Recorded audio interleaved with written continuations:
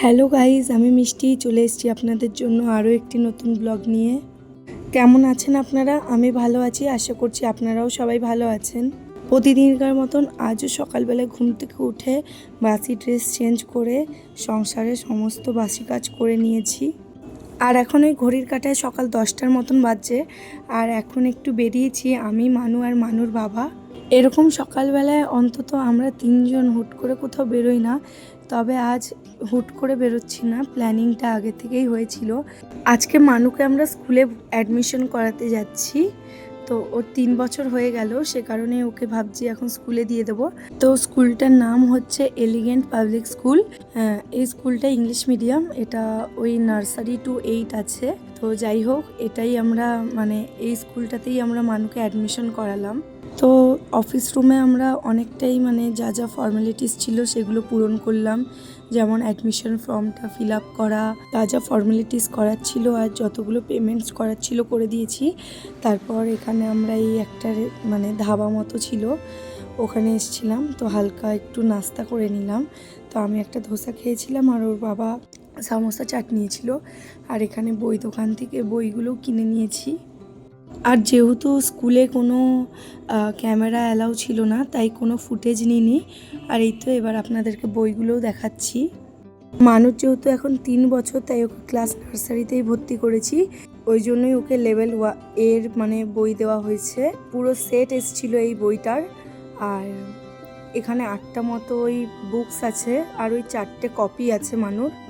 আমি তো ছোটোবেলায় আমার পড়াশোনাটা পুরোটাই ওয়েস্ট বেঙ্গলে হয়েছে, আর আমার মেয়ের ঠিক তার উল্টো। যেহেতু আমরা এখন ছত্তিশগড়ে থাকি, তো এখানকার যেরকম বই, যেরকম পড়ার নিয়ম স্কুলের, সেরকমই বই খাতাগুলো নেওয়া হয়েছে। তো যেহেতু ইংলিশ মিডিয়াম স্কুল, তো সবকটা বই ইংলিশে, আর একটা ম্যাথ আছে, আর একটা সাবজেক্ট ওদের হিন্দি আছে। তো বইগুলো একবার আপনাদেরকে খুলেও দেখাচ্ছি। তো অনেক প্রিন্টস আছে বইটার মধ্যে, মানু অনেক মজার ছলে ছলে পড়বে। কাল থেকে মানুর প্রথম স্কুল যাওয়া শুরু, ক্লাস ওদের কাল থেকেই। তো আমি তো খুব এক্সাইটেড যে ও কেমন কি রিয়াকশান পাবো ওর থেকে। আর ও অনেকটাই এক্সাইটেড আছে, যেহেতু ওকে আমি বলেছি যে মানু, তোমাকে আমি রোজ নানা রকমের টিফিন তৈরি করে দেবো, তুমি স্কুলে গেলে দেখবে তোমার ভালো লাগবে। তো তাই জন্য কিছুটা টেনশনেও আছি, কিছুটা এক্সাইটমেন্টও আছে। আর আজ লাঞ্চে আমি কোনো রকম ভাত বা সবজি তরকারি এগুলো কিছুই খাইনি। আর একটু চিকেন আর কর্ন দিয়ে স্যুপ বানিয়েছিলাম, তো দুপুরে ওটাই খেয়েছি। তো মানুষ স্কুলের সব ফর্মালিটিস, ওর বুকস কেনা, নানা রকম কাজে অনেকটাই দেরি হয়ে গিয়েছিল দুপুরে। আর এখন ওই বিকেল 5টা মতো বাজছে। তো এখন একটু রেডি হয়েছি, বেরোবো, মানু আর মানুর বাবা আর আমি। তো আমরা এখন একটু ঘুরতে যাচ্ছি। আমরা ছত্তিশগড়ে চাপায় থাকি, আর এখান থেকে ওই 1-2 কিলোমিটার কিছুটা গেলেই জানগীর বলে একটা জায়গা আছে। এর আগেও গিয়েছিলাম, আপনাদেরকে দেখিয়েছিলাম ভিডিওর মাধ্যমে। তো আজকে আবার ওখানে যাচ্ছি। তো অন্যদিন তো বন্ধুদের সাথে যাই, আর আজ তো আমি আর মানুর বাবা আর মানুই যাচ্ছি। আর এখানে যে মন্দিরটা দেখলেন, আপনাদের হয়তো মনে আছে কিনা বলতে পারছি না, কিছুদিন আগেও এই মন্দিরটায় দর্শন করে গেছিলাম খাটুশ্যাম বাবার।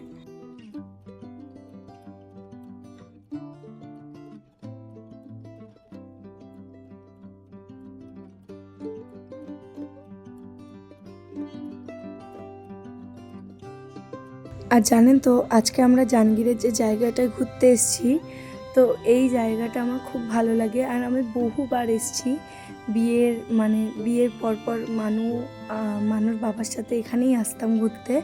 আর মানু হয়ে যাওয়ার পরও অনেকবার এসেছি। তো এই দুটো আলাদা আলাদা মন্দির নয়, একটাই মন্দির। এটা অনেক ঐতিহাসিক পুরনো একটা মন্দির। তো মন্দিরের যে নিচের পার্টটা এখানে বানানো হয়েছিল কোনো একটা সময়ের মধ্যে।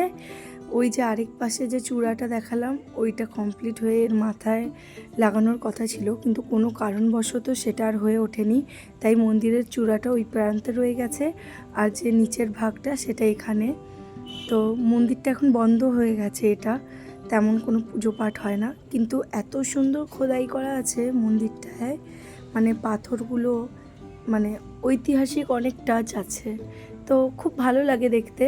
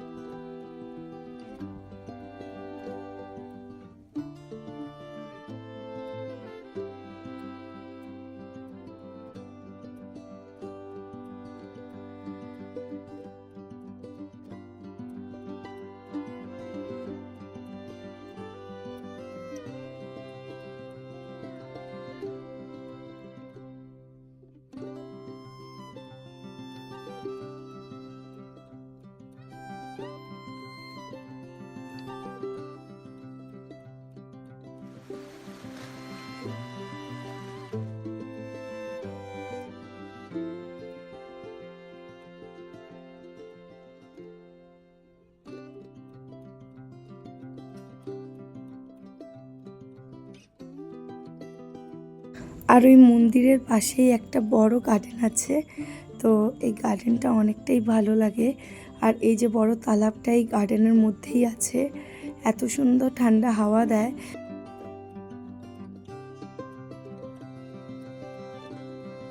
আর গার্ডেনের মধ্যেই একটা ছাগলছানা দেখতে পেয়ে মানু ওর সাথে খেলা করার চেষ্টা করছিল, কিন্তু ছাগলছানাটা তো পালিয়েই গেল। আর গার্ডেনের একপাশে এরকম বজরংবলীর মন্দির করা আছে।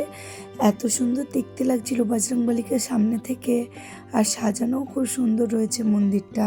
আর এই পাশেই একটা মাতা রানীরও মন্দির ছিল, তাই একটু একটু করে আমরা দর্শনও করে নিচ্ছিলাম।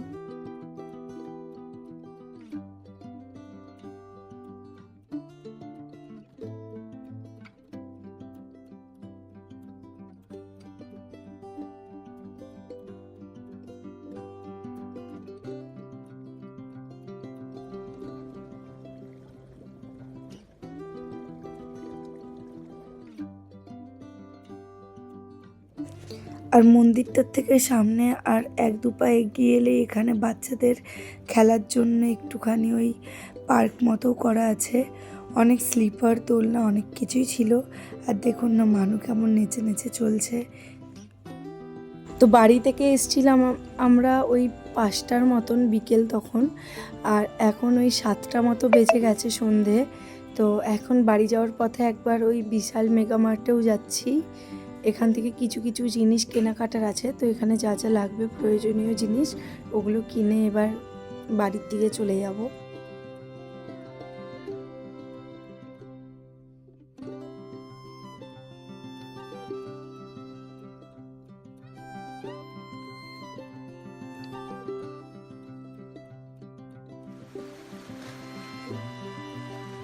আর এই তো মলে অনেক কিছুই কিনেছি, তো এবার বিলগুলোও করে নিচ্ছি একে একে। আর বেশিক্ষণ মানে এখানে থাকবো না, অনেকটা রাত হয়ে গেল, এবার বাড়িও ফিরতে হবে।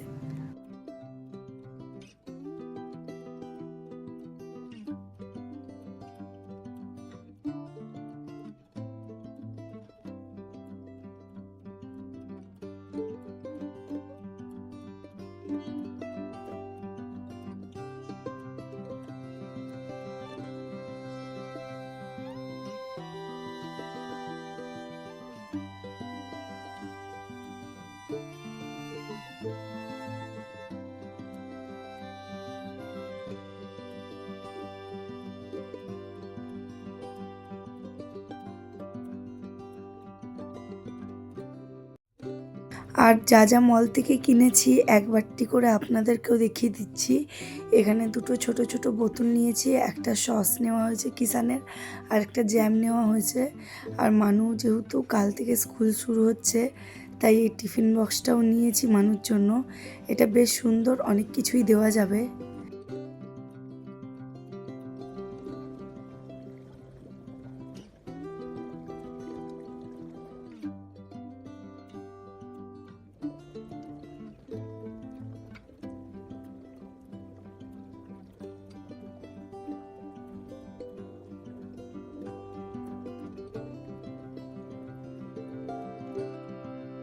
তো টুকুটাকু যে জিনিসগুলো কিনেছি সেগুলো তো দেখালামই।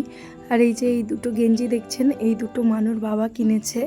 আর এখানে মানুর জন্য কিছু মানে গরমে পরার জন্য টপ আর প্যান্ট টাইপের জামা নিয়ে নিয়েছিলাম।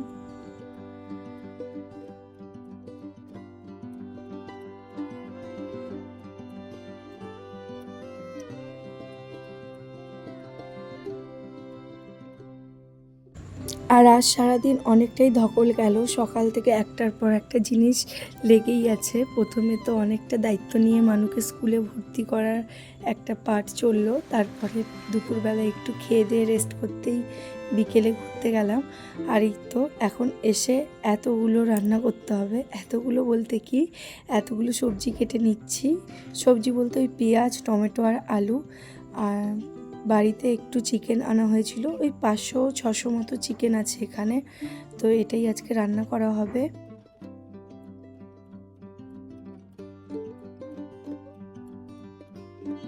আর জানেন তো আমার চিকেন বা মাটনের সাথে না ভাতের থেকেও বেশি রুটি বা পরোটা খেতে ভালো লাগে। তো বেশিরভাগ পরোটাটাই ভালো লাগে, তাই আজকেও পরোটাটাই বানিয়ে নিচ্ছি।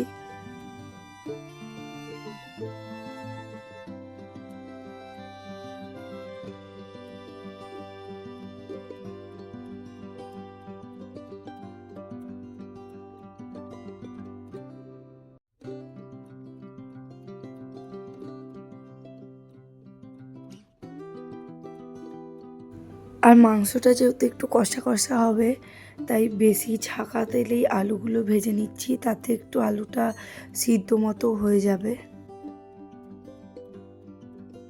আর চিকেনের রেসিপিটা অন্য একদিন আপনাদের সাথে শেয়ার করব, কারণ আজকের চিকেনটা একবার আমি করছিলাম কিছুটা, আর বেশিরভাগটাই মানুষ বাবাই করেছে, তো ওই জন্য ডিটেলসে আর কিছুই বলছি না।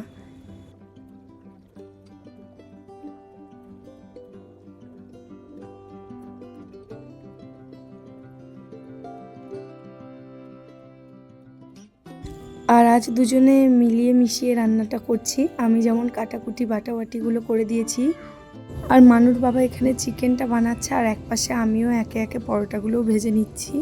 আর আমাদের বাড়িতে চিকেন বা মাটন যেটাই হোক না কেন, বেশিরভাগ আমার হাজব্যান্ডই রান্না করে থাকে, কেন কি ও চিকেন আর মাটনটা খুব ভালো রান্না করে।